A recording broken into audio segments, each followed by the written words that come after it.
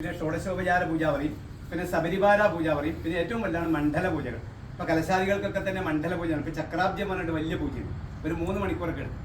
അപ്പൊ അതാണ് മണ്ഡല പൂജകൾ. അതൊക്കെ നമ്മുടെ പാരമ്പര്യത്തിലുള്ളതാണ്. അപ്പൊ ഈ ചെറിയ പൂജകളിൽ നിന്നും വലിയ പൂജകളിലേക്ക് ഡെവലപ്പ് ചെയ്ത് എടുക്കുന്നതാണ് ഈ മണ്ഡല പൂജ എന്ന് പറയുന്നത്. അപ്പൊ ശ്രീരാമ ചക്രം, ഈ ശ്രീരാമൻ ഒരു കാലസ്വരൂപനായിട്ടുള്ള ഈശ്വരനാണ് എന്നുള്ള ഒരു സങ്കല്പം വാരണാസിയിലെ ബനാറസി സംസ്കൃത യൂണിവേഴ്സിറ്റി ഇറക്കിയിട്ടുള്ള ഒരു പുസ്തകത്തിൽ ഈ ഒരു ചാപ്റ്ററായിട്ട് ഇത് കൊടുത്തിട്ടുണ്ട്.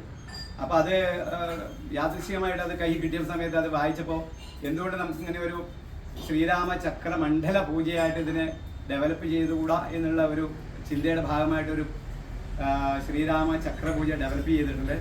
നേരത്തെ 2009 മുതൽ പല പല പൂജകൾ ഡെവലപ്പ് ചെയ്തതിലൊന്നാണ് ഈ ചണ്ഡിയാഹോമൊക്കെ നമ്മളിവിടെ ചെയ്തത് 2017.